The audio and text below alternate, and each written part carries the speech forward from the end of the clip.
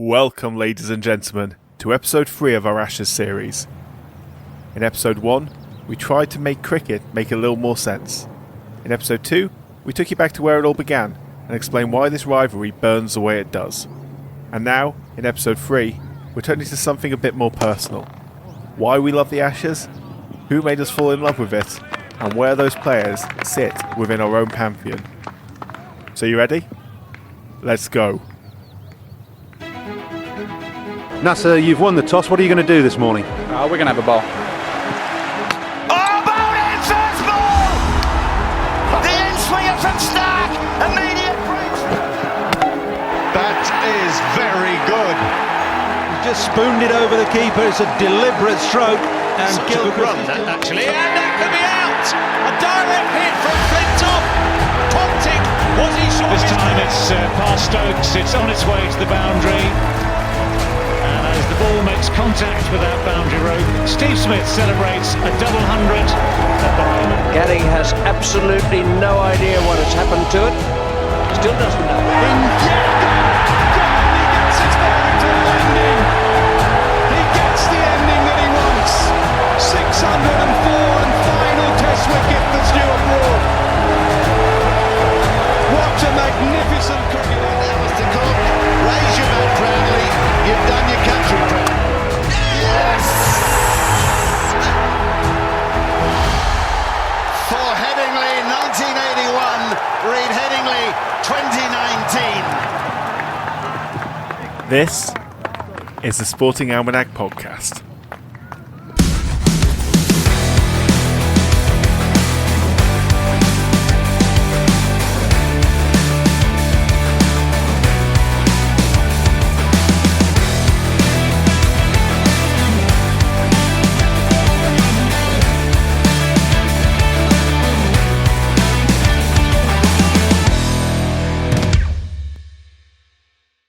Rocking and rolling.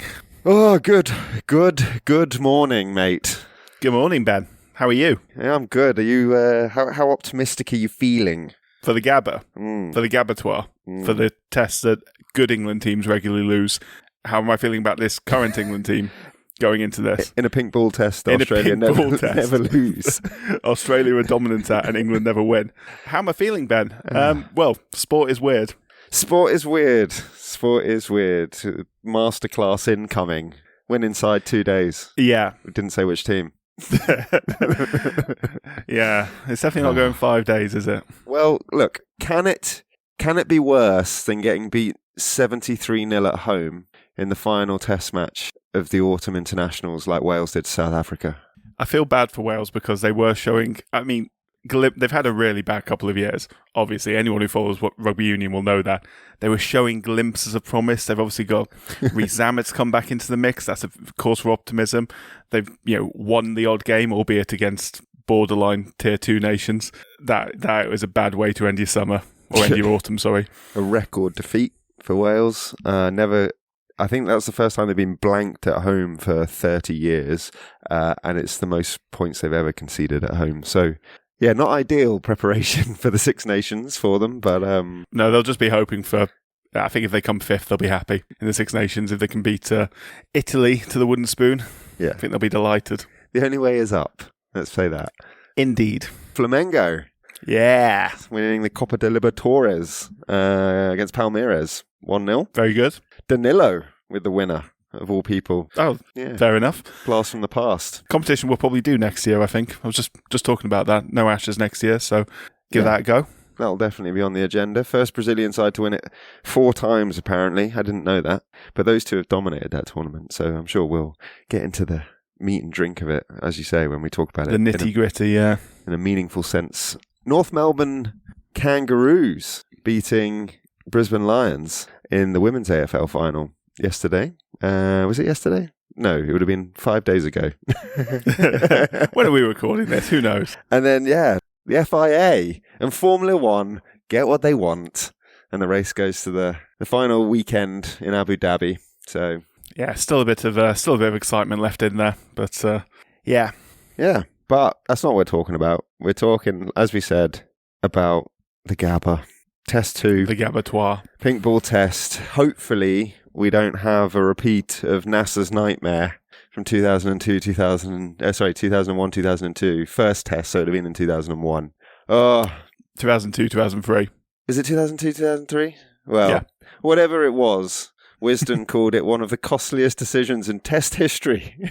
It's a decision which is haunting him to this very day, still gets mentioned during commentary, which NASA is saying, of course, is a regular part of. Yeah. Winning the toss, choosing to bat, and we had a bad day, basically. I think Australia ended up getting something like... their first innings total was 492, but on day one, they were 364 for 2, Ponting 123, before Ashley Giles picked up a consolation, and Matthew Hayden 186 red. And then we dropped a heap of catches.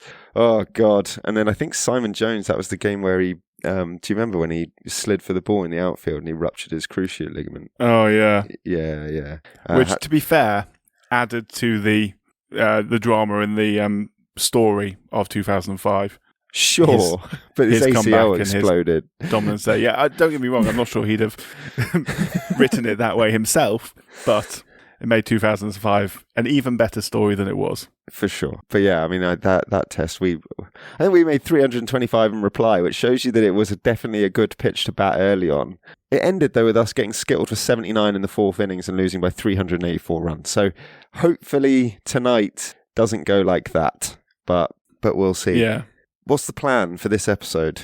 So we're going to bridge the gap a little bit. We're going to bring it from Richie Benaud to the modern day, but the bulk of this episode is going to be us talking about why we love the Ashes so much and why we love cricket through the prism of the participants, the players that played, that we fell in love with, that we hated, that brought emotions out of us at times, because Test cricket and the Ashes especially, it makes you emotional. And we're going to do it through the lens of the selector.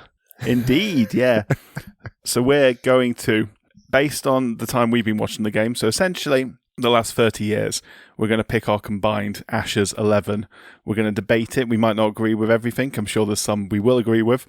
And we're going to start it with a toss of a coin to decide who is making first pick. So who's batting or bowling? Are we picking from 1 to 11, or are we picking from 11 to 1? That's the aim of the game. But you're going to start us off by bridging that gap, I think. I am, yeah. So, there's one series. We're going to be pretty quick on this. We're going to talk about one series and one match in particular that just needs a mention in the interim period between the 1960s, 70s when we left it off and the modern era. And that, of course, to any English cricket fans will probably guess, that is 1981, specifically the third test of the 1981 series at Headingley. So, set the scene for 1981. It was meant to go England's way. They'd won the last two Ashes series, combined 8-1 on aggregate, albeit 1978-79 was a lighter than usual Australian team because of Kerry Packer's breakaway series and all the nonsense that was going on around that. So a slightly weaker Australian team, but nevertheless, 5-1 England win. Can't say that wasn't coming. 1981 series, Ian Botham was now England's captain. Now, Ian Botham at the time was only 25 years old, I think 25, 26 years old. He was already England's probably their best player, certainly the most popular player. He's an all-rounder, good with the bat, good with the ball, could be a very explosive bowler, and very hard-hitting batter who excelled in both the long and short forms of the game. Bit of an icon. An icon, absolutely an icon, and love him or hate him nowadays because he's a very opinionated old man nowadays, with some opinions that a lot of people might not agree with, but certainly an icon. So he taken over the captaincy from a man named Mike Brearley. And I've mentioned Mike Brearley already, and I love Mike Brearley. Mike Brearley is, in my opinion, and a lot of people's opinion, the best England captain ever. You can point out how good he was as a captain by pointing out how bad he was as a batter, because he was in the team as a batsman, but he only averaged 22 throughout his Test career. But he stayed in the team because he was such a good captain. He was described as a leader of men, as a man who was a master in the art of humanity, basically, of psychology. In fact, he was a Cambridge graduate who is a psychoanalyst and a psychotherapist as well. Nowadays, he may well be retired now, but Cambridge graduate, played for the Cambridge team. But he had been stripped of the captaincy in 1980. It had been passed on to Ian Botham, and since that point, Ian Botham's stellar Test career had taken a nosedive. The pressure of captaincy had got to him. He wasn't scoring runs with the bat. He wasn't taking as many wickets with the ball. And the 1981 Ashes series started off in a similar vein to that. England lost the first Test.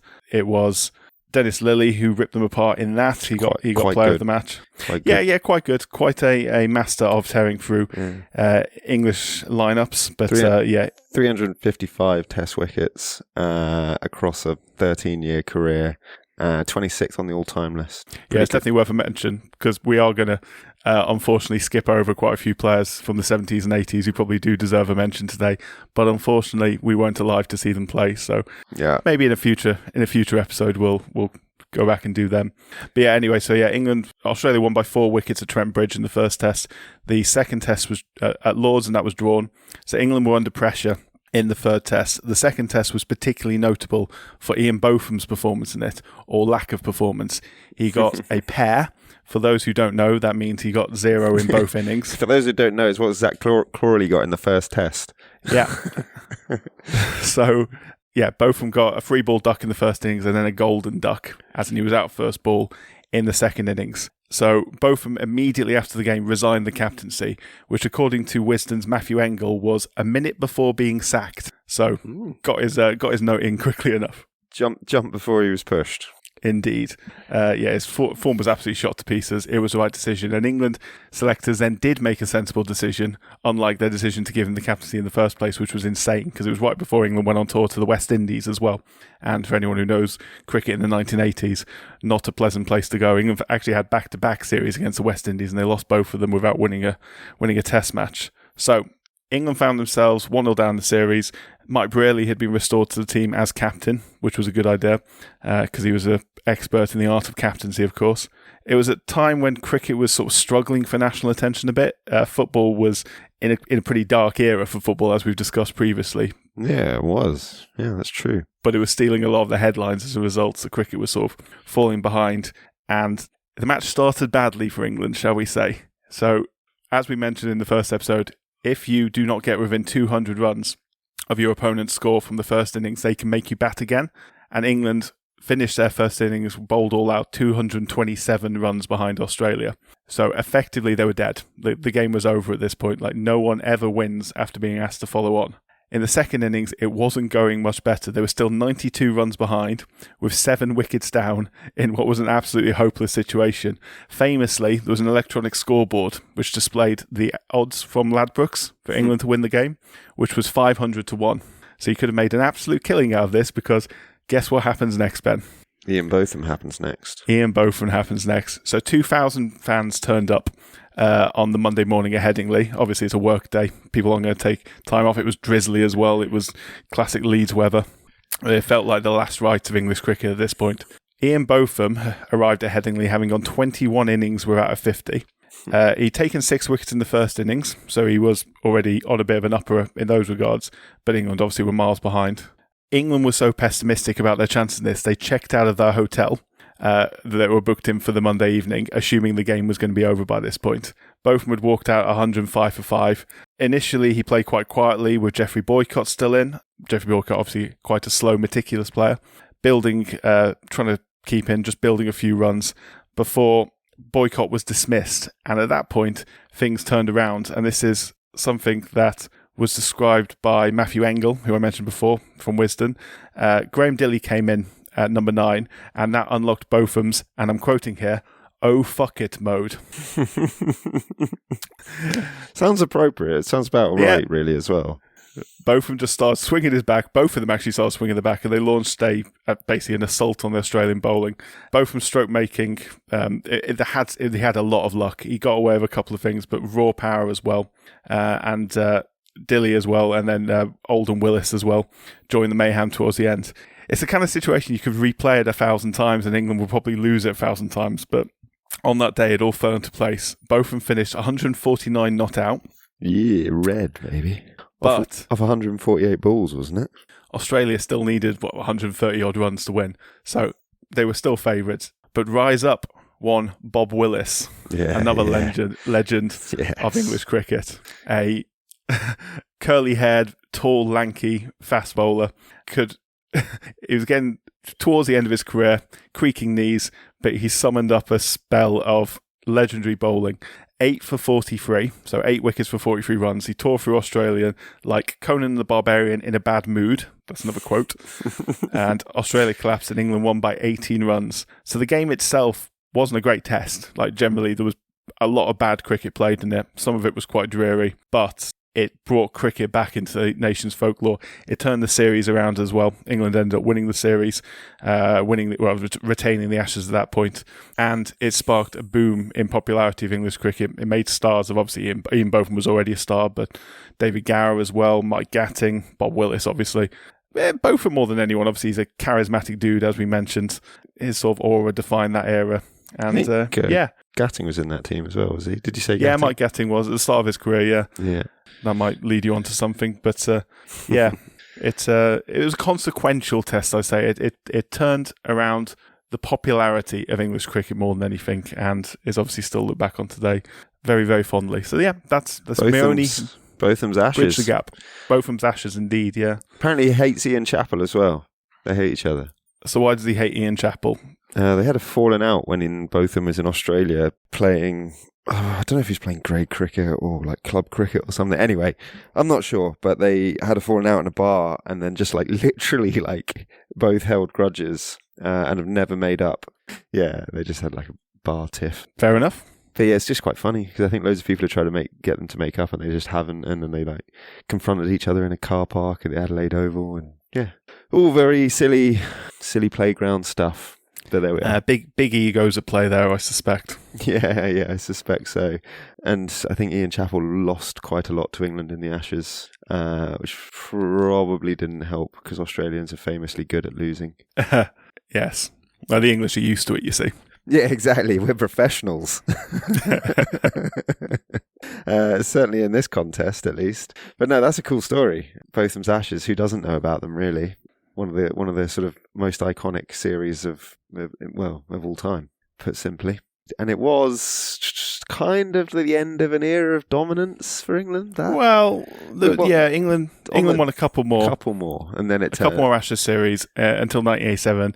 From 1989 onwards, that's when the tides turned, and this is where you meet the real protagonists of this episode, me and you, because we came into the end of this sort of 1998, 99 sort of time, for me anyway, I'm probably earlier for you, came into this mindset that England just can't win the Ashes because it had been a decade, best part of a decade at this point. It continued for another half decade afterwards. Let's put this into real context for people, Jack. We were 17 years of age when England first won a series. We were. Technically, we were 1 year of age when England first won a series. It was just after that. Oh, no, wait. Did England win 89? No, England lost. England got smashed in 89. Sorry, 1987 was... You are correct. We were 17 years of age when England first won a Ashes series. We didn't know an England victory in the Ashes. So... I remember how... the furore and the celebrations around simply just winning a test match in 2001, because we were already 3-0 down, I think, at that point. And then Mark Butcher, obviously that magnificent, really good 173 to win us that test match, and everyone was celebrating. But as Nasser Hussain put it, we used to lose the first few games and then pip one off them when they were drunk and having celebrated so hard. That's all we did. It's mad. I think the period of Australian dominance that you and I were born into is the most dominant period that anyone's had in the Ashes since basically in the modern, definitely in the modern era, and probably since since it started, 1882, when England won about 8 or 9 of them in a row. And then this Australian dominance in the 90s was 1, 2, 3, 4, 5, 6, 7, 8 Ashes series in a row, in which England won 7 tests. Of which 4 of those were dead rubbers.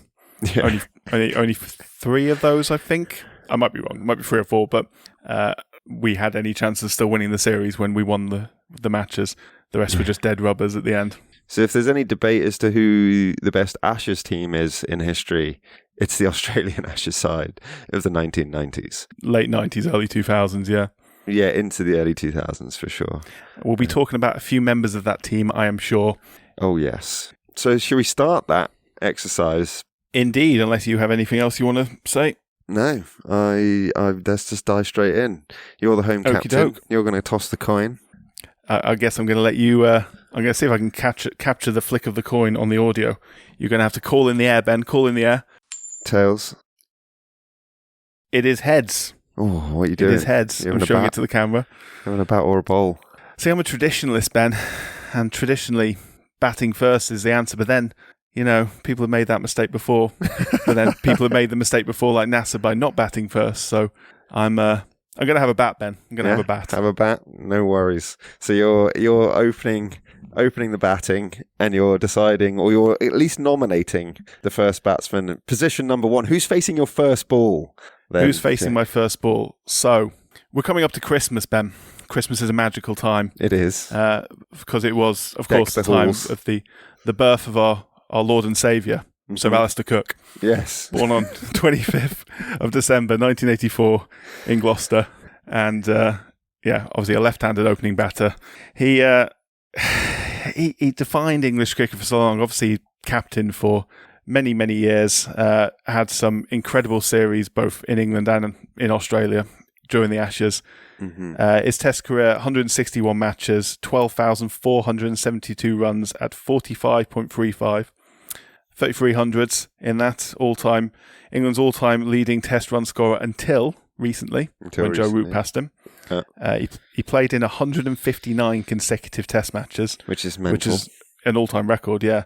And he captained England in 59 of them, and 69 one-day internationals as well, which you could argue he had no right in being with his batting style, but nevertheless, England were a very different times one-day team at that time. Pre-Owen Morgan, I'm sure. Yeah, so he was a master of technique, patience, repeatable method. He was very, very set in his ways, in his approach. He would always practice the same shots, go through the same routines before facing balls, before coming out to the crease. He was kind of anti-Bazball, really, I suppose. Would he fit in the current team? Would we even approach the game in the same way if we had an opening batter like Sir Alistair Cook? Well, we could do with someone like him.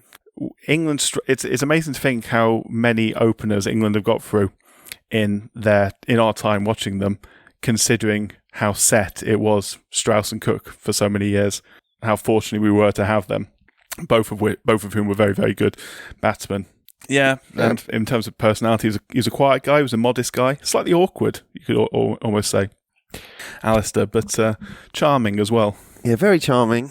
You can see why he was a good leader, actually. Lead by example rather than by sort of shouting and screaming and cheering people up. But for what it's worth, mate, I think this is no debate. I think he is the number 1 on your team sheet, facing the first ball. Although, when he batted with Strauss, I think Strauss used to face first ball, but I would have Alistair Cook there. 57 50s didn't get mentioned. All of his tons against Australia in the Ashes are all away from home. Yeah. If that doesn't tell you what you need to know about the man, I'm not sure what will. But started with 116 at the Wacker in 2006 when we got thumped. Mate, can you look beyond 2010-11? 766 runs in a series. Incredible. In Australia. Series-defining double-ton first test of the tour. Like, he'd been out of form going into that series as well. Like, I think he's on record as genuinely having said he thought he might get dropped. Yeah. And he just sort of stripped it back. Which is crazy to think. Yeah. I literally can't imagine a world in which England think they've got good enough openers to drop Alistair Cook. That's it, It blows right? my mind. Yeah. Which again, maybe they didn't. Maybe it was all in his own mind. But yeah, well, that's true. You never quite know. But he certainly wasn't scoring the runs that are associated with him now. Like that series is insane. Obviously, we wouldn't have won it without him. And yeah, he'd go on. Well, we went back to Australia in 2017 and scored 244 not out at the MCG. Never scored a home ton in the Ashes, as you just said, but yeah, like mate, opposite of Joe Root. Second on the all-time England list, the 6th overall, like 6th highest run getter in Test cricket as an opening batsman is wild. I think genuinely, that record is, I think he's the only opener apart from Sunil Gavaskar to get over 10,000 runs. Which is very, very good company. That's pretty good company. After him, I think you have to go down to, was Hashim Amla really in it? Like, he probably batted 3 for South Africa. I think it's Graham Smith and Hayden and co. Yeah, definitely Smith. That are pushing him. Smith 9, pushing him. I say pushing him, like 25% less runs. But that record for an opening bat is mad. It's incredible. Incredible longevity, incredible consistency. The one thing you could say, and I'm going to play devil's advocate a little bit, his average in the Ashes was slightly lower. It was about 40. His average in the Ashes was, don't get me wrong, is still pretty good for an opener as well, playing in unfamiliar conditions a lot of the time. And there are opening batsmen, Australians, obviously, who you could argue have a slightly better record, such as Matthew Hayden, 45, Justin Langer, who opened a lot, 50 batting average. But that 2010-2011 series, he was dominant. He was incredible. And for his, and I know this is an Ashes thing we're talking about, for his impact for the game, for the sport, for his captaincy and his leadership, it's a no-brainer. It's a no-brainer. So, number 1 on the team sheet for us, Alistair Cook. Number 2. Easy. My go, is it? It is your go, picking his opening partner. Well, you've just mentioned 2 of the names that are in the conversation. My pitch is for Matthew Hayden. I think it's fair. I think it's a close run thing between Hayden and Langer. I think Hayden was more aggressive. It was more aggressive and more the traditional opener. Langer did play free early in his career, sort of filled in as an opener. He did very well and put England to the sword as well, and he did well actually in 2005. Which obviously Australia lost, but I think it's hard to look past Matthew Hayden. Has such a good record.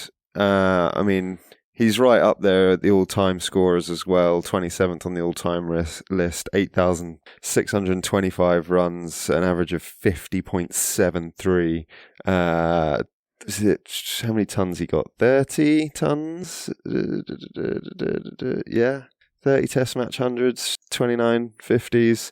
Do you know who I can barely believe I'm saying this, but David Warne is definitely worthy of mention because he's actually scored more runs than Hayden. He scored 161 more career runs, but he played 9 more tests than Hayden, and averaged 44.59 to Hayden's 50. Also, Warne against England struggled, whereas Hayden averaged 45 against England and has scored more Ashes tons than Warne. So I think it's probably a more legitimate debate is Hayden or Langer. I also really like Langer. Like, I think he's an interesting man to listen to. He is, yeah. So obviously became Australia coach as well later and was a successful coach. Yeah, winning a couple of Ashes series as coach. Yeah, and very nearly winning in England, but for Benjamin Stokes. Indeed, yeah. So I would say I'm pretty settled on Hayden. I think that's a very good opening pair as well. Cook holding down one end, Hayden with the license to be aggressive at the other. If they both get their average, then you're looking at 95 for 2. It's not bad. It's not bad. I'm not sure. Matthew Hayden probably wouldn't appreciate me introducing Alistair Cook as our Lord and Saviour because he, of course, is a deeply Christian man. It is worth a mention, whose faith has played a part in his career and has had a couple of close misses in terms of, I think he nearly drowned at one point early in his career. Managed to survive that and attributed, of course, that to his religion. So, well, he didn't attribute it to 2010-2011 series and 700 odd runs. Amen. Number 3, Jack, you have the honour. We've got the honour of saying the name of the person that we both know is going to be number 3. Yeah, let's go. Let's hear it. Let's make sure. This is going to be really awkward if it's not the same guy. We're going to obviously pick a captain at the end of this, and there's a debate over whether or not this chap will be captain. Maybe he will, maybe he won't. We'll talk about that. But Ricky Ponting, yes, at number 3. Ricky Ponting. He's a man that for many years England fans love to hate, and I don't know what it is, but you read about this and you hear people talk about it, and then you think about it, internalize it, and think, yeah, this is exactly what happened. we loved him by the time he retired. Oh, for sure. Like the respect that sort of grew over time, and the appreciation of his ability and his fight and his scrappiness and his sort of never say die attitude, and sort of almost as being the perfect foil for that sort of banter as well. Earlier on, 2005 and 2009 particularly, famously run out by a subfielder in 2005 in Gary Pratt. Yeah. Decisively run out in 2009 as well by Andrew Flintoff in an iconic Ashes moment. I mean, around that, his numbers obviously ridiculous. He made his Test debut in 95. His Test career, 168 matches, 13,378 runs, which is ludicrous. Third overall. 51.85, 4100s, high score of 257. His first Ashes series was 1997. He played until 2011. 35 Ashes tests. It's 2,476 Ashes runs I've got written down, whether or not that's true or not.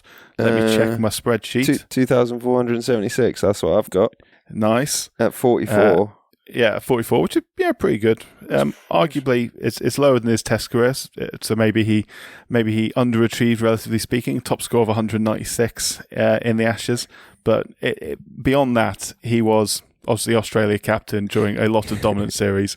5-0 win, 2007. Obviously, very, very. There were questions about his captaincy in terms of his sort of whether or not his field choices were good and things like that. I find this bizarre. I really do find this bizarre. But go on.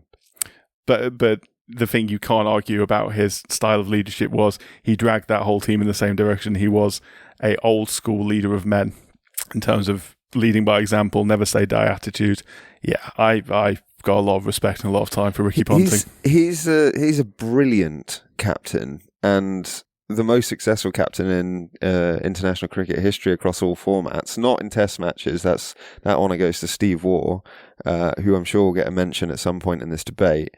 But yeah, he won 220 out of his 324 matches in charge, 67% win rate, and he has the biggest haul of ICC trophies by a captain.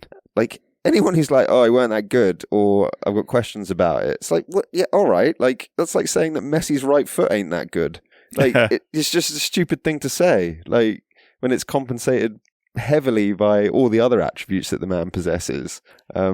He encapsulated what Australia were. He was arrogant, like in the best possible way. He was cocky and confident and spiky and aggressive, and the team was the same as him. He was leading the team in that manner. This was a team who knew they were the best team in the world. Yeah, and played accordingly. I mean, like you said, he didn't have a perfect Ashes record. He lost 3 Ashes, 2005, 2009, and 2011. Which I think is a record. I don't think any Australian captain has lost more. Yeah, but that's also testament to his longevity as captain, because there's probably not that many that have been captain for so many series.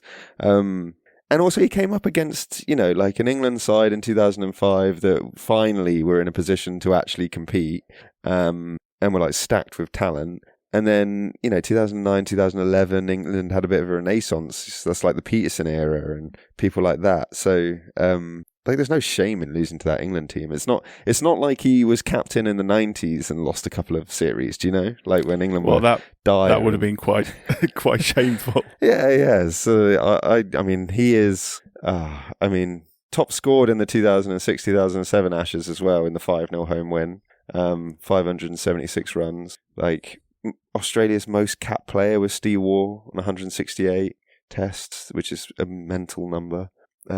8 Ashes tons, 9 50s. He's got the 3rd highest number of centuries in international cricket behind Sachin Tendulkar and Virat Kohli. Like, plus his captaincy. I mean, he's number 3. He's now a head coach, commentator. Yeah, super engaging bloke to listen to. Highly knowledgeable, as you might expect with someone that kind of career. Absolutely. Like, yeah, number 3, no doubt. Just imagine we put this team up against a bunch of Martians or whatever, and they finally break the opening pair of Cookie and Hayden, and all of a sudden they've got punter walking to the crease. They're not going to be happy about it. Definitely not. And like, he's a conventional 3 as well. That's what I thought was really interesting when I was sort of looking at this and trying to decide, because a lot of very good batsmen like to bat 4. Some even like to bat 5. He was a conventional 3. I always like batting free. That was my favourite position to bat. I could not bat, so Yes, you could. not very well. Probably a better batsman than me, except for you in the firsts. Not as well as I peaked at the seconds. But anyhow, us transitioning into our school cricketing heyday whilst picking an all-time Ashes 11 is quite humbling. Number 4, Ben. Number 4, Steve Smith, mate. That's my case. I was going to make the case for Steve Waugh. I think Steve Waugh is extremely unlucky, not unless you want him at 5, and we can have that debate. But he's extremely unlucky not to take the number 4 position. But it has to go to Steve Smith. The thing about Steve Smith is he's missed some prime years. Yeah. And his record is astonishing. And obviously he missed those prime years because of his, I actually think can I just level with everyone here? I think that his ban was ridiculous. Actually ridiculous. It was overly punitive. Oh, so far over the top. It's insane. But yeah, best since Bradman. What can you say? Average is 60 at number 4, which is preposterous. Average is 55 against England. 55 is a higher test average than most people achieve in their careers. And he's racking that up just against us. He's extremely, he's a modern day batting genius, mate. He's unorthodox. He's very unorthodox, and he changed his batting style fairly early in his career. And it added about 30 runs. Well, yeah, he started off as a leg spinning all-rounder who could bat around 30. He changed his style. He adjusted his initial step and how he sort of approached it, stepping back, I think, a bit more to short pitch bowling, whatever, stuff like that. He added 30 runs to his average, almost overnight. Yeah. It's incredible. I remember it happening. I remember thinking, Steve Smith, the crap leggy. Yeah. How is this guy? Who is now impossible to get out, it turns out. Yeah. I don't really know how else to sum it up, really. He's top scored in 2015 with 508 runs. 2017, 2018 top scored 687 runs. In 2019 he was at Cook levels, 774 runs when I don't know how we drew that series 2-2 with him scoring all those runs, to be honest with you. He's genuinely, I think if he survives the first 3 or 4 overs, he's virtually impossible to get out. Yeah. His average has actually taken a bit of a nosedive in the Ashes as well. Oh, really? Down to 55 in the past 3 or 4 series. He was, at one point, he was over 65 in the Ashes. He went a peculiarly long time without scoring 100. Relatively. Yeah. Yeah, relatively. But he's got 10,496 runs and counting, 36 tons and counting, 13th on the all-time list. I feel like 2019 as well was a big moment, sort of obviously on the back of everything that happened. He got booed very heavily at the start of that series in England. Yeah, that was a series that he got Jofra hit him and got the concussion. That's how Labuschagne got his debut. Yeah. It was a concussion sub, wasn't he? Yeah, Did he come into that game and then also got hit in the head immediately by Archer. But then he ended up getting standing ovation by the end in that 2019 series. I think the English view on him has softened. I think it's gone a similar way to Ponting. He's not exactly the guy we love to hate anymore. It is pantomime, isn't it? The booing is pantomime. I heard recently, in fact, I think maybe even after the first test or just before the first test of this series, I think Darren Lehmann, who was his captain at the time of the Bulls tampering scandal, coach, basically said England fans are stupid, pathetic. They need to sort of get over it, just forget about it. Which I actually think is overly simplistic. That's not how it works, right? If you cock up like that, then it will always be a blot on your paper, so to speak, because there are people who haven't done that. Therefore, it is a distinguishing feature. So I don't think people will forget it. But I also, I thought it was a grossly disproportionate ban. And who hasn't skimmed the line, Well, we've talked about plenty of people who have. Yeah. Is it it's like cheating, but it's not it's not doping. Like, you just sort of, I don't know, mate. Like, it's not the scandal it was made out to be. It was something that merited punishment and merited some sort of, like, you know, short ban. But like, it's not a year out of the game, stripped of the captaincy, you know, vilified. But I also think that Darren Lehmann just being like, I don't ever talk about it again, is a bit like, well, it's always going to be talked about, mate. Always. Yeah, like forevermore. So yes, but I agree with you. That's a very long-winded way of saying I think he's just a pantomime villain who everybody now respects and acknowledges has a supreme talent. I mean, he's the best Australian batsman since Don Bradman, and that's all you need to say. Yeah, for sure. So number 4 is it's Steve not Smith. even a debate. Steve Smith, number 4. So who are you going at 5? It's a difficult 1-5. And it is. As soon as I won the toss and chose to bat, I knew this was coming up in my head, because there's two people. I think, well, there's you could give a nod to a couple of people who are sort of there or thereabouts around the sidelines. Kevin Peterson obviously being the one there or thereabouts, but it won't be him, because it's either going to be Steve Waugh or it's going to be Joe Root. Now, Joe Root is, you've got the test statistics in front of you, I've got the Ashes statistics in front of me. Your picture will paint a lot better. It paints a lot better picture of Joe Root from his entire Test career than it does the Ashes. And it's not to say that he's not been excellent in the Ashes. He has been at times. He's been absolutely dominant at times. Brilliant, wonderful, fantastic. But it's always going to be a question mark over him until he does it in Australia. I don't like it, mate. I know you don't like it, but is it not true? I don't think it is. I genuinely don't think it is. And can I make the case for why it's not? You make. Hey, this is. We've been two in agreement so far. So you go ahead. You cannot amass 13,551 runs, be sitting second on the all-time list, ahead of the likes of Ponting, Smith, Cook, who we've already mentioned, like having racked up 39 Test tons, 66 50s, like done it everywhere, averaging 50.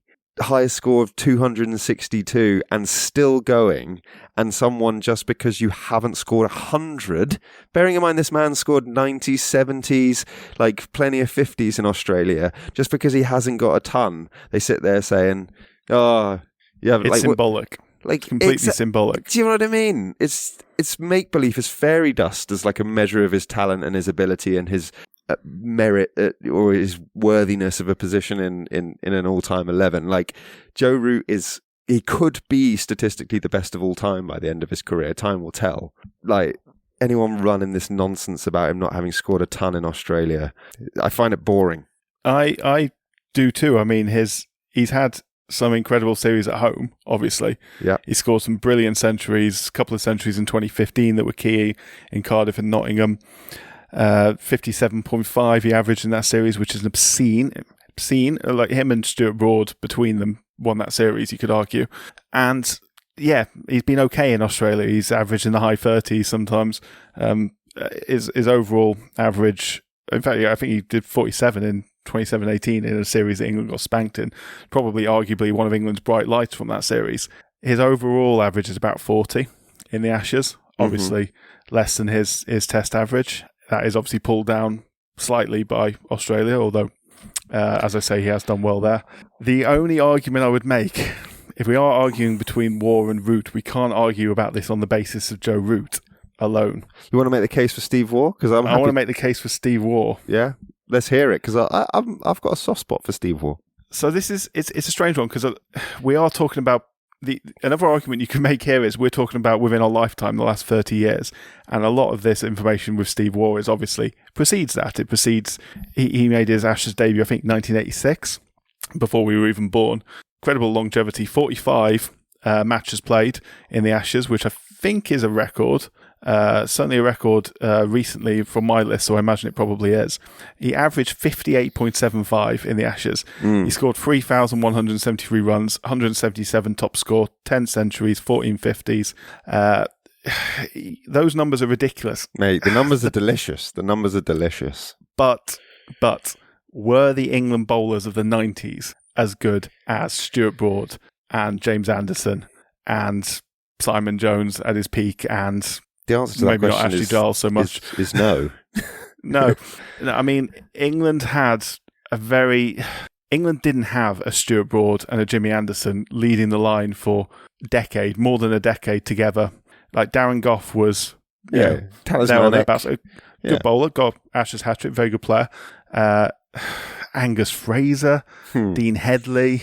Dean Headley had a good short Ashes career at the end of the 90s, but there's no consistency. There's no the only England bowler you can pluck from the 90s who could bowl Gough. spells occasionally, but you had nobody that you would sort of fear, right? You got someone on the wrong day, they could get you and they could have a day out, but we didn't have anybody that would win you test matches and series, so it's not the same.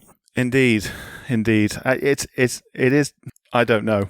Is the answer to this? I think it's hard to leave Steve Waugh out with those numbers. Oh, I mean, also let's not forget his Test captaincy record, which is 41 victories, win ratio of 72%. That makes him the most successful Test captain in history. 15.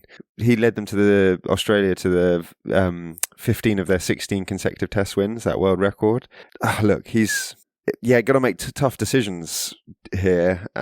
He did top score in the 98-99 series, 498. He's also 60 years old, which I found really upsetting. It's horrible, isn't it? Yeah. Yeah. And still 2 minutes older than his brother. Look, mate, he's so good that his brother couldn't escape a shadow, so much so that when Mark asked Englishman James Ormond, "What are you doing out here, mate?" he replied... Mark Waugh then saying, "There's no way you're good enough to play for England." And James Ormond replied, "Yeah, maybe not, but at least I'm the best player in my own family." There's actually a third Waugh brother who played one single first-class game. Imagine what it's like to be him. Like the Mannings. Yeah. Car salesman and 3 rings. Yeah, Steve Waugh, mate. I mean... Can I say this about Joe Root in Australia to hopefully maybe settle this? Is the one thing that's often overlooked about Joe Root in Australia is throughout he wasn't in the 2010-2011 team. I think he made his debut in 2012. I might be wrong about that, but I'm pretty sure Joe Root didn't go to Australia in 2010-2011. If he did, I've not got it written down, so I think you might be right. Yeah, he didn't go. 2013 was his first year. Yeah, so basically, in his career, he has been to Australia with an England side that has done this. Lost 5-0, lost 4-0, lost 4-0, and he's now going again. What does that mean, Jack? That means that Joe Root has basically been opening the batting for England in Australia. That's a really, really good way of putting it. He's come in so many times in Australia where we're 5 for 2, and if nobody in a hole. And if nobody wants to if people are like, "Oh, you're just making excuses for him," and I know it's a very small sample size, so sue me, but in the first test that we just watched, Steve Smith came in at 3 because Australia got an opening dilemma and really struggled. It's a different position, and you're up against the best bowlers with a new ball. When they're fired up and they're energetic, it's a lot harder, which is the reason you put your best bat at 4. So, and it's reliant on your opening batsman. Their success to a certain extent is reliant on their opening batsman doing something, and we never do anything in Australia. So I think his record in Australia is distorted. That's my view. And I think that if he wasn't facing, Mitchell Starc, Josh Hazlewood, Pat Cummins, Mitchell Johnson in his pomp, fired up, basically in the first 2 or 3 overs of every test match he plays down there, then his record might be slightly better. I think that's fair. So I want Root at 5, but I know it's not a unilateral decision. He's challenging Tendulkar, mate. Sachin Tendulkar. I mean, are we doing this traditionally? We can't skip a 6 or whatever. No, we need an all-rounder at 6 with a keeper. I was going to say, because you could always get Joe Root to do a bit of bowling, get Steve Waugh to do a bit of bowling, get Steve Smith to do a bit of bowling. Steve Waugh used to bowl until he got injured, right? I didn't know that about him. Yeah. Oh, obviously make Alistair Cook do a bit of bowling. Test bowling average of 7, which is incredible. Yeah, wild stuff. Who did he get? Is there It was Sharma? an Indian player. Ishan Sharma? Was it Nibble him? down the leg side, yeah. Terrible bowler. Terrible bowler. Yeah. It's described as right arm slow. His, I would say, I know maybe it's coming through the lens of bias, but I would say Joe Root, because I think Steve Smith and Joe Root are 4 and 5. Also, actually, this is a statistic I should have brought out earlier. Joe Root, amazingly, he averages 67 batting 5. Now, he's only played 25% of his tests there, fair enough, albeit early on as well. But that bat him at 5 behind Steve Smith. You'll never get into the tail. I think I want to. This might just be me justifying this, but I think if you swap Steve Waugh, the bowlers he's bowling against, with Joe Root, the bowlers he was facing, I think certainly it's not going to be a 58-40 split. It would be at least very much closer together. So sod it. Let's put Joe Root in and we'll take the flak. Come on, Australians, come at us. All right, then. So, number 6. That's the captaincy decided anyway, if Steve Waugh's not in it. Yes, it is. That means Punter will be captain for sure. 6, are we playing all-rounder at 6 or keeper? I think we're playing an all-rounder at 6. I'm just going to change my background to your nomination on our conversation for no reason. To your nomination. No, it's your nomination. I'm not trying to influence you in any way. It's our nomination. It's one of 2. Jack, for everybody who cannot see what he's doing, which is everyone, he's putting up pictures of major Ashes moments in his background as we have this conversation, and he's just flitting through them at appropriate times. And right now he has a picture of Ben Stokes celebrating the Test match victory at Headingley in 2019, which is very appropriate considering I too am going to make the case that it is Ben Stokes. 57th highest run scorer in tests, which is a lot higher than I thought. Not the best average in the world, 35, but he is an all-rounder. But is there sod the average, look. Is there anyone else that comes close in terms of these all-round capabilities? The man can produce miracles, actual miracles. And obviously everyone talks about 2019 at Headingley, predominantly because it's the best test match innings that's ever been played, but also because it's obviously an Ashes achievement, I guess. He's also got an Ashes ton in the whacker in a losing cause, got 120. Have a look at the state of that pitch, mate, in 2013-14 at the whacker. It's got canyons in it. And Mitchell Johnson is that was when he was frothing at the mouth. And Stokes goes and gets 120. What he offers in the field, that catch off Broad at Trent Bridge in 2015 in the 4th test. Oh, God. 235 test wickets at 31. Pretty decent economy at 3. Or just over 3. Economy meaning the number of runs people score off him per over, so not many. I just think he's the package, mate. And he can do stuff. He can dig in and hang around when you need him to. He can go ballistic when you need him to. Yeah. Obviously, he can take key wickets when you need him to as well. I mean, the 5 in the first test. Need we say any more? Fastest Michelle, like you said. Well, fastest Michelle other than Stuart Broad. Who's got a couple faster. So one of which I'm sure we will mention soon. Oh, we will. Yeah, look, I think it's Stokes. Who are the people that are competing with him? The obvious There's one only is one. Flintoff, I think, is the only one. Australia don't. Well, they never really had a proper all-rounder. This is true. Generally speaking, and obviously in the modern age, the line between lower order bowlers who bat in the lower order and all-rounders is getting thinner. I mean, there's a lot of good bowlers who can bat in the high 20s, but Flintoff. The thing about Flintoff, is he a better player overall than Stokes? Probably not. Certainly more injury prone.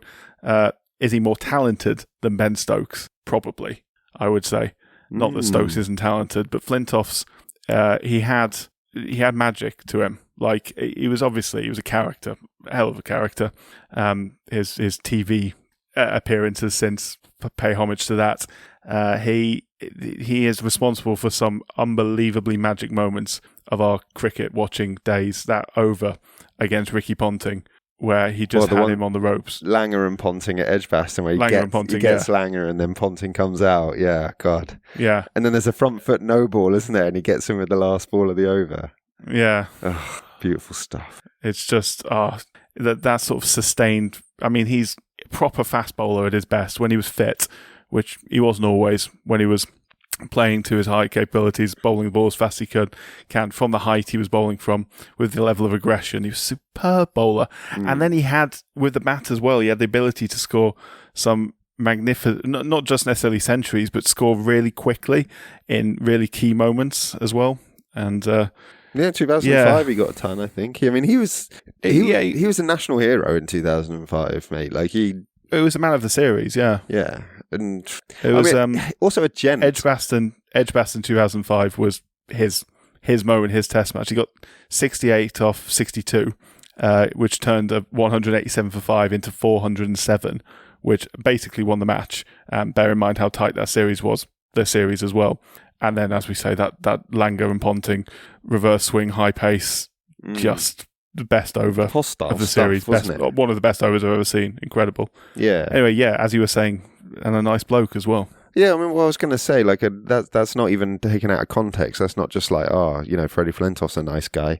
Like, that image of him consoling Brett Lee at Edgbaston, that's like one of the most enduring images, like, of the Ashes ever, in really. Cricket, ever. Yeah, like, it's beautiful stuff. Like, it's pandemonium. And first thing he thought to do was go over and shake an opposition player's hand. Like, that's high class. It's you can't coach that sort of thing, and if you could, you would, because that's what you want to see young sports people doing.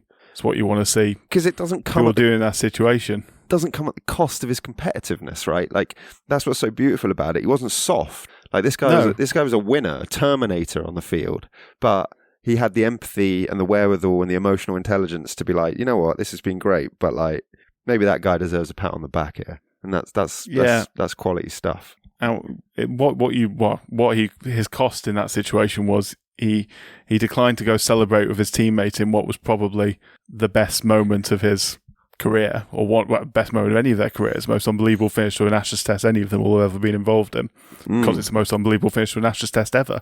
And he went straight to a fellow bowler. Yeah, incredible. Can I throw in one other name into the conversation?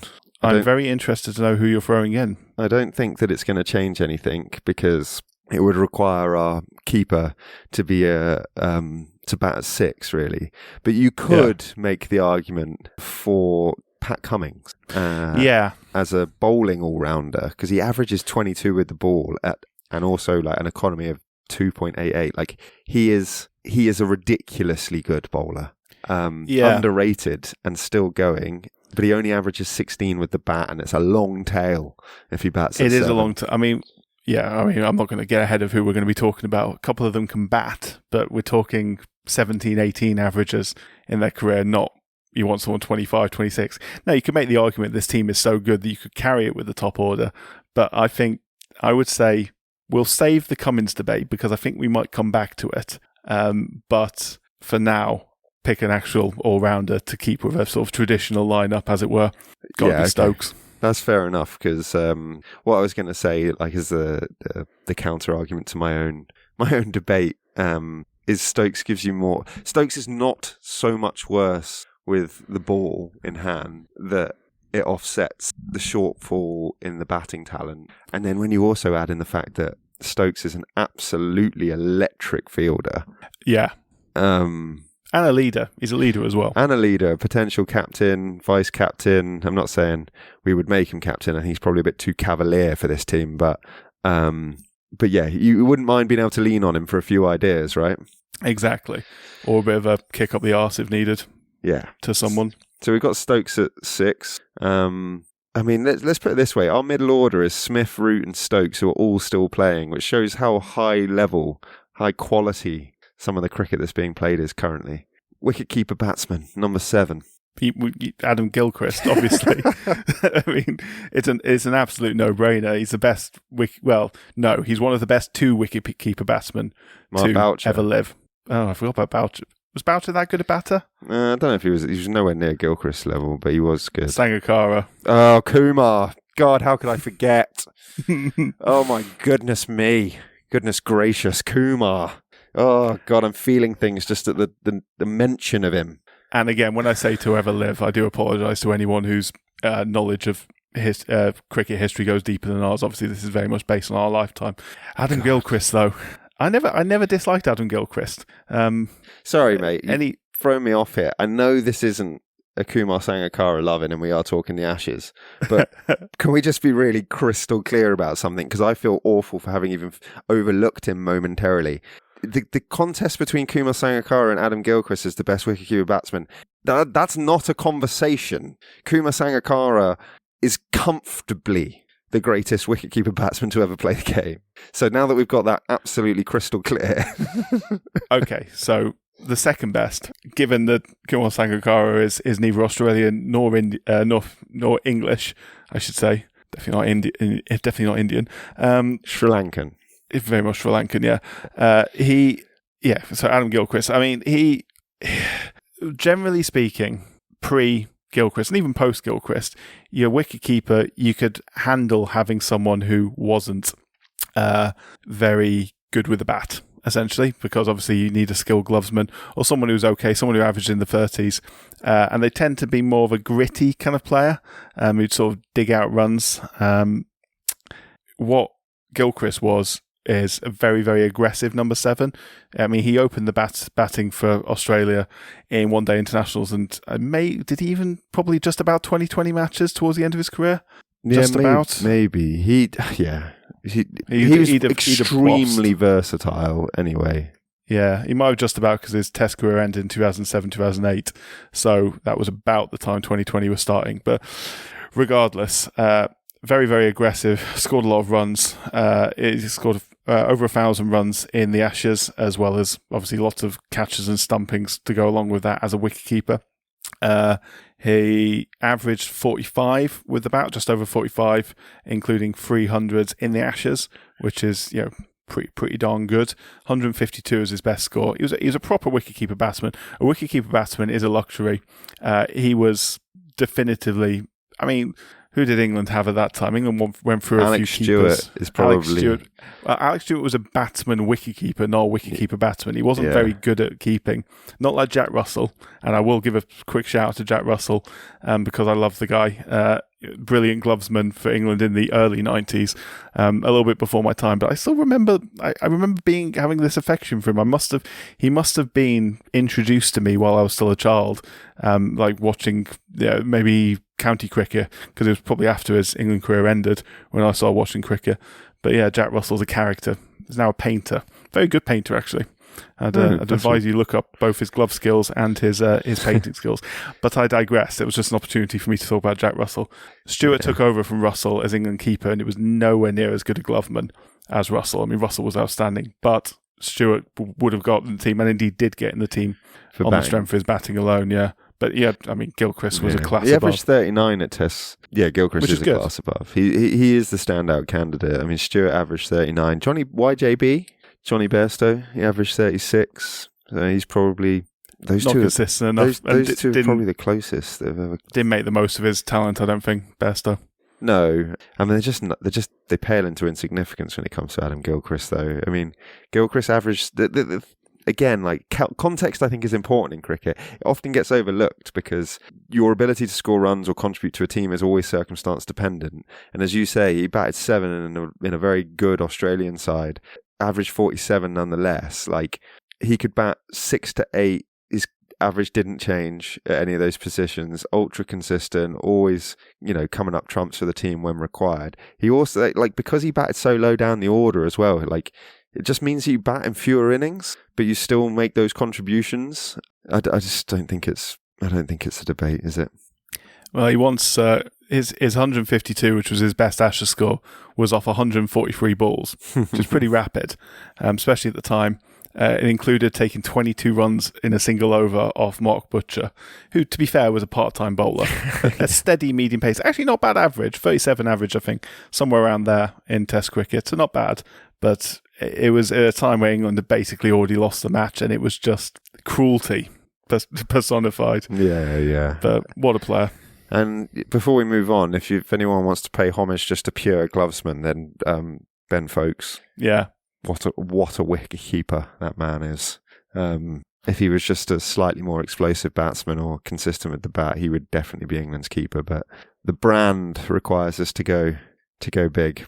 Indeed. And Jamie Smith's very talented, so. He But is, yeah. Gilchrist, He's looking good so far. Gilchrist is a no-brainer.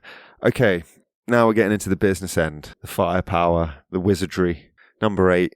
What's the can point? see it in your eyes. What's the I can point? see it in your eyes. How much you want to talk about this man. Shane Warne, man. Like, he's my number 1. The chucker is I don't care for. Statistically second on the all-time list, but the only man to go beyond him throws it. So, yeah, but Muralitharan also played most of his cricket in the subcontinent, generally speaking, which obviously they make the pitches spinner friendly. And I'm not criticising. He was a brilliant bowler, and you're getting controversial by calling Woodchucker. There's arguments to be made, but the action was tested a couple of times. That's all I'm going to say. Shane's wasn't. Shane Warne in England was as good as Shane Warne in Australia, was as good as Shane Warne anywhere. Yeah. And to do so with a personality like he had, and as beloved as he had, and controversial at times, and I mean, you go ahead. I'm making myself emotional. Yeah, I mean, mate, like, if just hearing like the phrase "bowled Warne" or "bowling Shane," like, it's like etched into my mind. You know, like I shouldn't like it, but I do. We used to shout at each other. Yeah. Do you know what I mean? Like, a couple of English lads playing garden cricket, like in your teenage years, just imitating your biggest arch nemesis. Like, there isn't a bigger compliment that you can pay a sportsman, I don't think. Like, absolute homage. Well, there's one I would say is that halfway through his career, he'd been playing for about 6 years at this point. He was to play for 7 or 8 years more. So at a Test cricket level, he carried on playing shorter forms of the game for longer. But less than halfway through his career, Wisden named him one of the 5 cricketers of the century for the 20th century. That's mental. And he hadn't even finished his career at this point. And he was the only one still playing at the time, and the only one who was a bowler, or specialist bowler, I should say. I think Gary Sobers was in the list. But yeah, that's homage. Mate, he's so good. Like, 145 tests, 708 wickets, second on the all-time list. Like, played 36 Ashes tests, I think. 195 wickets against England at 23. 10 wickets in a match, and one at the Gabba in 94. But 3 of those 10 wickets in a game came away from home, including in 2001. But 2 of them in 2005 in losing causes. So, like, talk about having to beat the best in 2005. Like, this guy, just a magnificent... So much better than any spinner England has ever produced. Like, he's so much better than any spinner anyone's ever produced. He's just the fiercest competitor, but, like, the most lovable personality. Obviously struggled with his discipline on and off the field sometimes, but, like... You can say that again. I mean, let's not gloss over some of the things that he was accused of and did. He just, suspicious money floating around off bookies and potential failed drugs tests and stuff. Yeah. Which is stuff we'd criticise anyone else for to the nth degree, but I don't know.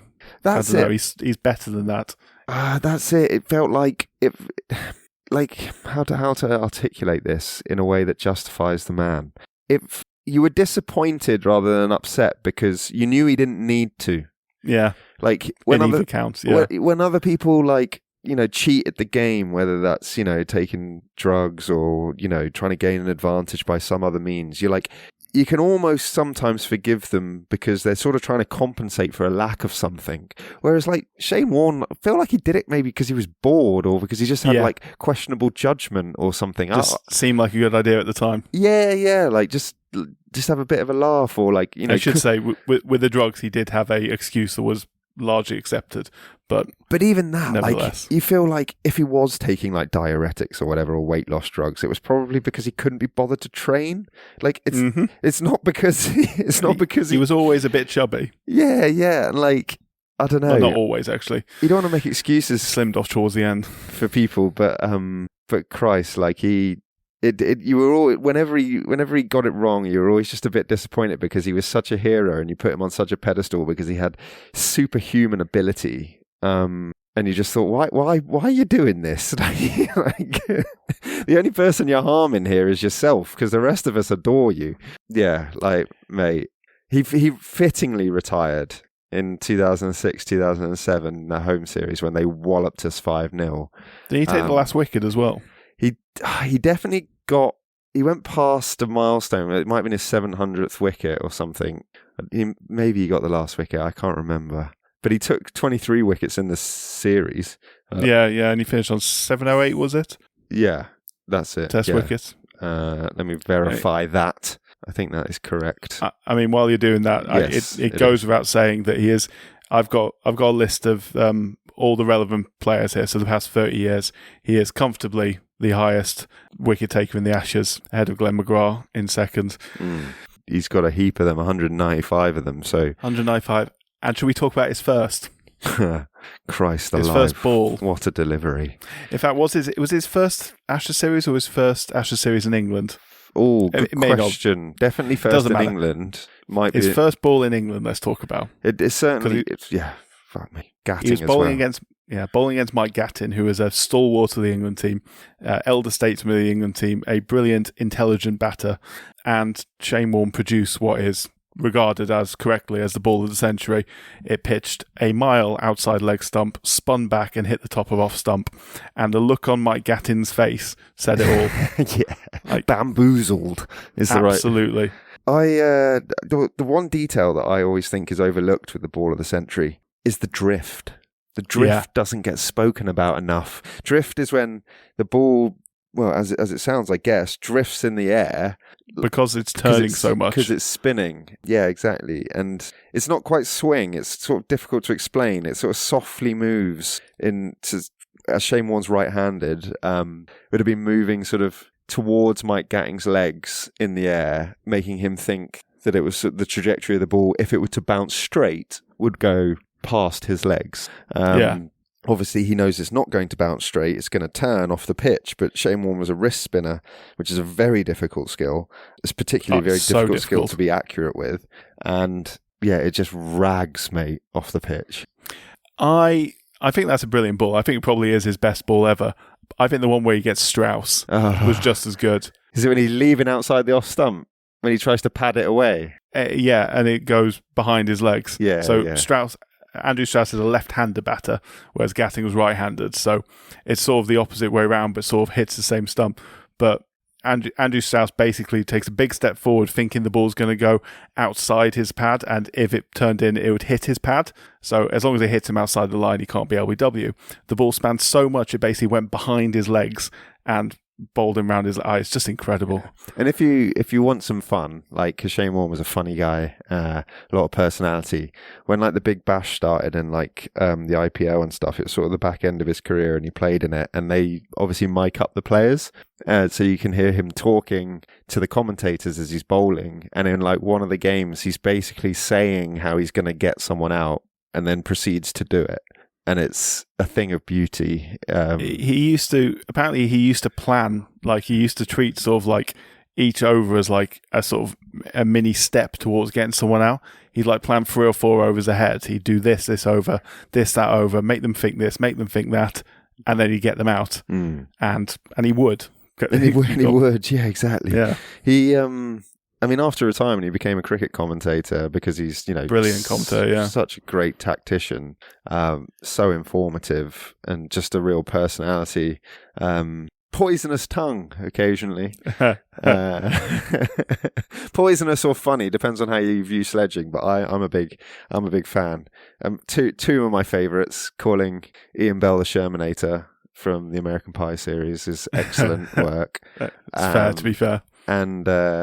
And then saying to Paul Collingwood, you got an MBE, right, for scoring 7 at the Oval. That's embarrassing.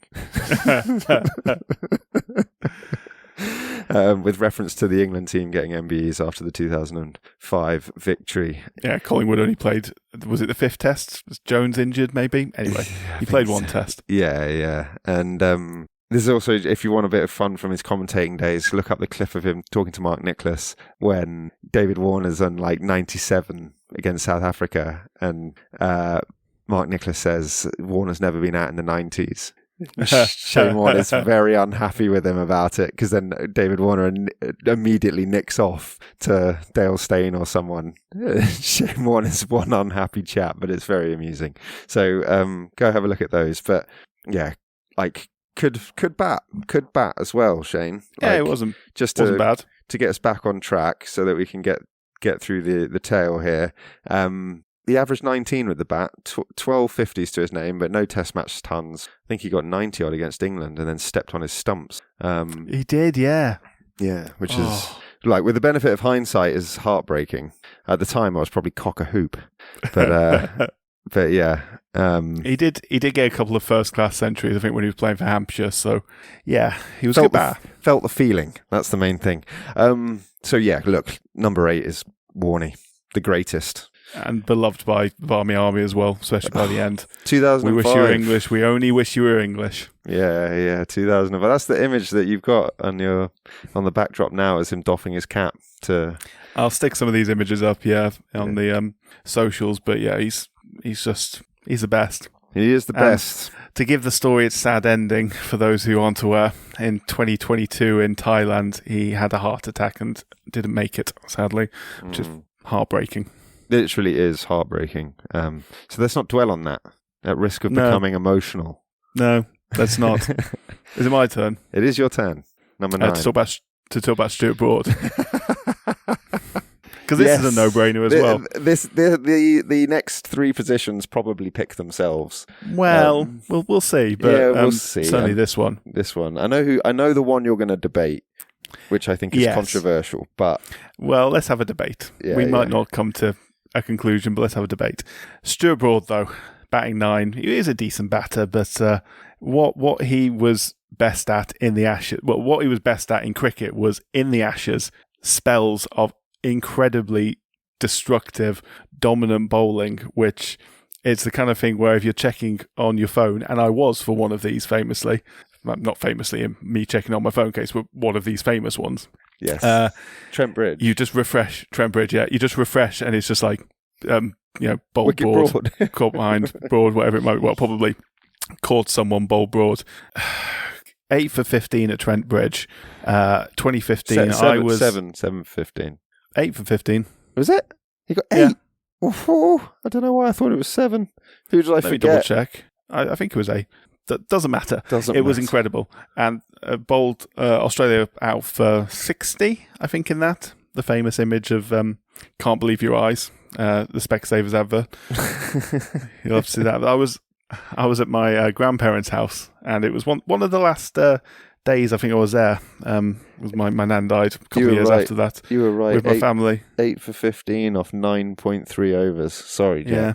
I was there with my cousins and I was just refreshing and telling them the score, and we were just losing our heads over it. It was a lovely moment, and there's obviously a famous image of him wheeling away, covering his mouth, which I've now changed to my backdrop for your benefit, Ben. Yeah, that catch. The best test figures ever at Trent Bridge, the fastest 5-4 in test history.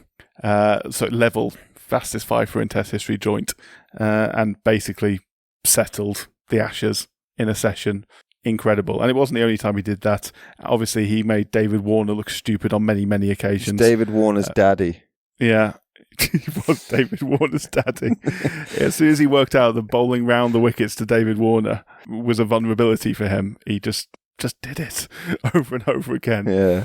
2019, he removed him 7 times during the series, and bear in mind, the most you can possibly dismiss someone in a series is 10. Pretty good strike rate. Yeah, it's not bad. Oh, yeah, Broady, mate. Like, he's an Ashes icon. He is. Absolutely. And, he hit a 6 off the last ball he ever faced in Test cricket, and he took the final. I was there. Oh, God, you were, weren't you? I hate you so much. Yeah. It was beautiful. And then, took the final wicket of the match and the series. Alex Carey to win the Test in 2023. After changing the bail again. Incredible. Do you remember that when he picked up the bail? Yeah, that was fun. Like, I mean, it's absolute nonsense, but like that's what I mean about like him being a bit of an icon. You just do random shit, and it takes a meaning that it obviously doesn't have. It adds to your legend. Yeah, and those weren't his last balls faced with the bat and last bowl in just Test cricket. He never played a game of cricket after that. That was his last ever game of cricket. fully retired. Such a good way. What a way to out. go! He's an icon. I think in hindsight as well, I can only appreciate how much it was, because I think he plays second fiddle in a lot of people's minds for a lot of years to James Anderson. To Jimmy, yeah. Yeah. Sir James Anderson, sorry. Mm-hmm. Let's get these titles right. Yeah. Oh, mate. But not in the Ashes. Not in the Ashes. Some other great spells. Oval 2009, he took 5 for 37. Chester Street in 2013, he took 5 for 60. Edgbaston in 2019, also, that really great series, 5 for 86. He took eight fifers in the Ashes, which is more than anyone on my list, other than a couple of Australians, one of which we've mentioned, and one of which I'm pretty sure you're about to mention. Yeah, and he, if not you, then me. Yeah, well, for sure. His career is almost defined by the battles with Australia in many ways. He raised his game. Yeah, I mean, I'm trying to remember, what was even the nicking and not walking in 2013 at Trent Bridge as well, the first test. He did nick it. Oh God, he nicked. Quite He clearly smashed it to the slip. That was beautiful. That gave me sort of Atherton vibes though. Like when Atherton nicked off to Ian Healy, and then they said, "I thought you Poms always fucking walked," and he said, "When in Rome, dear boy." Beautiful. I think it was to Ian Healy nicked off to, but anyway. Yeah, I think so. Yeah, look, Broadie's obviously going in there. He's just so damn good. When in that 8 for 15, which you are quite right. Again, like the Kuma incident, I don't know how I've forgotten that it was 8, but he also took his 300th Test match wicket in that spell. Yeah, and they were bowled out. Australia were bowled out inside 19 overs, and it was Adam Vogues who Stokes caught at 5th slip. There we go, Jack. We were debating, when does a slip become a gully? Turns out they don't. 5th slip. That's a gully all day. 7th slip. Yeah, 8th slip. Stokes is in the gully all day if you don't have 4th slip. It just depends on who's outside you. Yeah. I think gully is just last slip. Just last slip. That's a nice way of putting it. When you've got 5. 6 maybe, it turns out. Yeah. But yeah, I just, listening to him talk now, I went to a Grade Cricketer podcast live show where he was interviewed, and it was a really good interview. I mean, their show is incredible, those guys, anyway. And now he's got his own one, and he's obviously a Sky Sports commentator, and there's a meme doing the rounds of him being very upset at the England batting collapse in the second innings of the first test. But he's a really engaging speaker, like all these guys that have got a lot of experience and a lot of knowledge and a confidence to sort of hold a room. I'm sure he's going to have a long career now in broadcasting. Yeah, and he's earned it. He was a really good bat as well for the first half of his career. He averaged 18 by the end of his career. He took a hit to the face, didn't he? Yeah, around 2014, Pakistan. Aaron, I think it was India, wasn't it? Was it India? Yeah, either way. I've been wrong a few times on this episode, so I might be misremembering again. But the ball went through the grill and hit him in the nose, and I think it might have even broke his nose, and it really shook him, as you might imagine. But he has a Test century, which was against Pakistan. Which was, I think that was what I was thinking of. Yeah, it was 2014. The other one, it wasn't. I haven't got written down who it was, but it may well have been India. But yeah, 169 against Pakistan. Yeah, it's not a small knock. No, didn't just 101 it. 169. 13 50s as well. And assuming that the two candidates, there's two standout candidates are the two that I think that we're probably going to end up debating with, whoever you want to throw into the mix, he'll probably be the only person in our tail with a Test match ton. I suspect so, although, of course, Shane Warne, 99. Mm-hmm. So, yes, Stuart Broad at 9. Go on, then. It's you. Is it me? 10 is you. Well, yeah. I want Jimmy, and you're saying no. I'm not saying no. I'm saying... Let's look at what the statistics show and have the debate over this.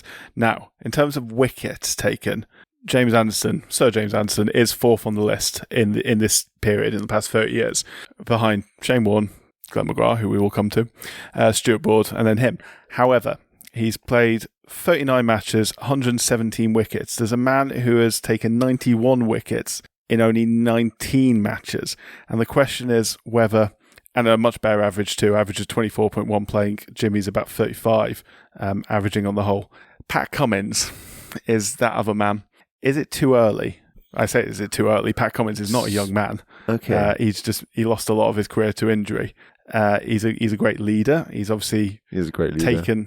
He's taken plenty of wickets and been very destructive to England as well in that period as well. And he's obviously injured now. He will probably be coming back for the third test, I imagine, unless it's something I've not heard. Do you know what are we thinking? He's look.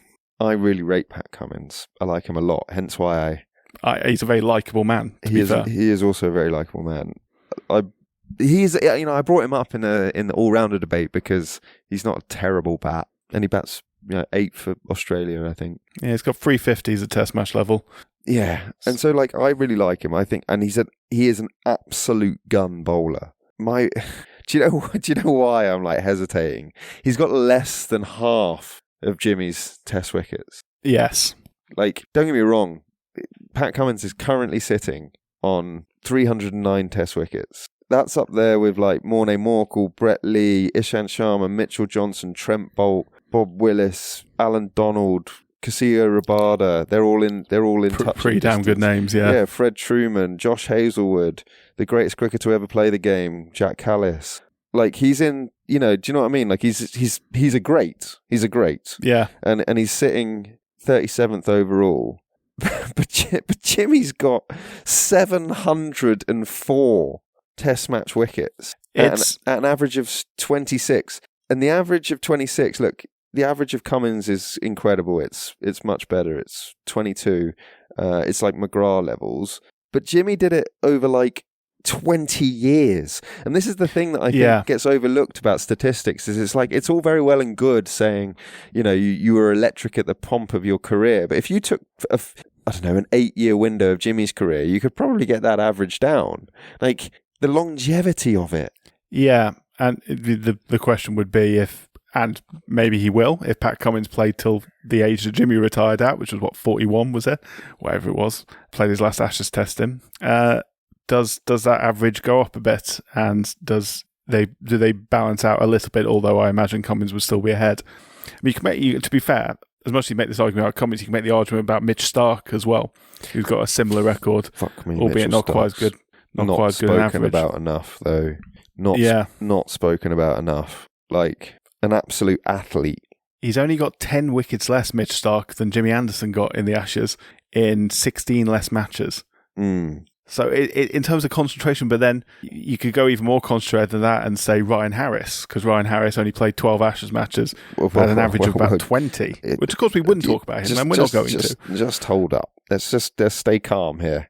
We don't need to go off on wild tangent. We're talking about the greatest. At what point does that line get crossed? I mean, 19 matches for Cummins, 23 matches for Starc, 39 matches for Anderson. Anderson averaging 35, strike rate of 73, playing strike rate in the 40s for Mitch and Pat. Oh, Mitch is 17th overall, 412 Test wickets. Starc is, he's a weapon. And when he castled fucking Rory Burns, God. You just knew we were on a hiding to nothing. First ball of the series. At least we didn't get any false hope that year. Yeah, well, yeah, for sure. Leg stump half volley, misses it. Knocked him over, I think was the commentary. Indeed. Unbelievable with the pink ball, which is ominous. Very much so. Because of this evening. I think he's taken 80-odd wickets with the pink ball. Nobody's taken more. I think I was going to say, I think he is the most. I seem to have recall reading. It's a debate. It's a debate, and I think you're basing it very much on Test. And don't get me wrong, if this was based on Test cricket as a whole, it's Jimmy every day, all day long. I don't think Jimmy's. But is it? I don't think Jimmy's Ashes record is that bad. 87 wickets at 35, 4 5-wicket hauls, 110 for the match. The longevity, the professionalism, the skill set, the reliability is metronomic, mate. Yeah. He can also bat. Remember Cardiff 2009? Are we really going to try and sell? Yeah, okay, fine. he can not get out sometimes. In fact, he didn't get a duck for many, many years, did he? It was a long time before he got his first Test duck. Can I put it this way? Okay, so I understand what you're saying. There are some very talented guys, which is why this is such a ruthless debate. But he is the greatest swing bowler ever, and this team would be going home and away. Yeah, and his record in Australia is not such a drop off. And you could always play Cummins in Australia. Do you know what I mean? We're not wedded to this 11. You'd have them both in the squad for sure. Yeah, and probably Mitch Starc as well. They're in the travelling party. Yeah. Okay, maybe that's the actual answer. I really do find it difficult to believe that Jimmy Anderson doesn't start. But look, you're right. It's a debate for a reason. And he could play he's playing in England. Let's put it that way. He's playing in England. Test match 50 to his name, averages 8 with the bat. Don't try and sell him on his batting, especially not against Cummins. Yeah, I know. But he's only going at like 2.8 economically in Australia, which is basically identical to England. So even if he's not picking up the wickets, you're not scoring runs off the man. And when you've got Glenn McGrath potentially coming in with imagine those two with a new ball. See, Mitch Starc's a pretty good batter as well. Didn't realize he was that good. He's got 99 as well to his name. Yeah, I hate to see it. Anyway, so let's leave 10 there with Jimmy starting, but depending on conditions, a conversation. That feels like a compromise, but I'm okay with it because we're now going to talk about 11, and 11's a no-brainer, and this will we're not going to piss any Australians off here. Put it that way. No, we're not. Go on, just wrap it up. Glenn McGrath, of course. Yeah. Should we leave it there? I mean, nothing more really needs to be said. He's the best bowler I've ever seen in my life. Best seam bowler, I should say, in terms of consistency, line and length. Just like making being able to hit the top of off stump with that level of consistency, and just getting it to move away, getting it to move in, and just grinding down batsmen, but also taking wickets as a result of that. I mean, his Ashes, he took 157 wickets in the Ashes at 20.92, which is ridiculous, at a strike rate of 46, 10 fifers, which is only one less than Warne. Obviously got a few less wickets than Warne, but he did play less matches than Warne as well. Better average than Warne, although why am I comparing these two? They're both legends. They're both two of the best. Their careers basically went side by side, but for a year at the beginning. That 2006-2007 Ashes, where England got whitewashed, having won it 2 years earlier, or a year and a half earlier, was the swan song for both Warne and McGrath in the tests, as well as others. I think Langer as well bowed out there. It just like he's a likeable guy, even though he still understands and plays his part in the banter that goes back and forth between England and Australia. Of course, every time he gets asked what's the score in the Ashes going to be, he always predicts 5-0 to Australia, and that's fine. We're happy for that. It would be the same if he didn't. It would be wrong if he didn't. Mr. Line and lengths, mate. Such a smooth technique. Yeah. It's relentless. He's also huge. I didn't realise how tall he was. He's a tall guy, yeah. 6'6" or 6'7". No, he's not that tall. Is he not 6'5"? No, 6'3", I think. I think he's. I'm going to check because you're making me second guess this. He doesn't look that big. I know. That's what I mean. I think he is much bigger than you think. Oh my word! He's 6'6". Yeah, that's what I mean. He's huge. Fair play. Well, you've literally proven your point. He's Pigeon, more nickname. He's also 55, Ben. That's scary. Probably the best seam bowler to ever live. Oh, he's got a Test 50. I'm impressed by that. 61's his top score because he was not a good batter. Not a good batsman at all. No, he's not a good batsman. He is England's tormentor-in-chief is what he is. Absolutely, yeah. Mate. He got 8 for 38 at Lords. Can I put it in this? 1997. Can I explain to this? Introduce himself. Yeah, go ahead. So, you and I are purists, I think, when it comes to sport. You want to win on merit. You want to win clean. We're not win at all costs guys, basically. If someone beats you because they're the better man and they play the better sport or the better woman, then so be it, is how we would indeed, yeah, probably describe ourselves as fans. But I am ashamed to say that when he stood on that cricket ball in the second test, in the warm-up of the second test in 2005 at Edgbaston. Changed history. Having skittled us at Lords in the first test and we were 1-0 down, I was jacked. I am ashamed to say that was one of the few times I was delighted that an opposition player got injured. I'm glad it wasn't too serious and he was able to carry on, his career in swift order. But I have to say that we wouldn't have won that series if he hadn't got injured. I don't think so, no. I think it was a history-changing moment, and just be happy for it. Yeah. Also fittingly retired after the 5-0 demolition in 2006-2007, along with Warne. He did, and he was also famously, he was married to an English woman, Jane McGrath, who obviously sadly lost her life from breast cancer in 2008, and has done a great deal of fundraising since then for the McGrath Foundation, which obviously is a breast cancer support and education charity based in Australia. As we mentioned, the fourth test, is the pink test? Or was it the fifth test? SCG, isn't it? Fifth test. SCG, the fifth one, yeah. Of course, because he's it's a Sydney. He's from Sydney, and it's a Sydney. He's from New South Wales anyway, but it's a Sydney-based charity, and raise a lot of money for a very good cause. I think he was a big support to Andrew Strauss when his wife Ruth Strauss also died from a rare form of lung cancer, and I think he helped, or maybe he didn't help, I don't know, but he certainly was supportive of Strauss setting up the Ruth Strauss Foundation, and they do the Red for Ruth thing, which is on the second day of the Lord's test. Yeah, indeed, yeah. Which is like that's just a cool thing. Yeah, it's something people get involved in. I mean, the Barmy Army, England's travelling support, wear pink shirts during the pink test match, and it's a good thing. Obviously, definitely on the back of a very sad tragedy.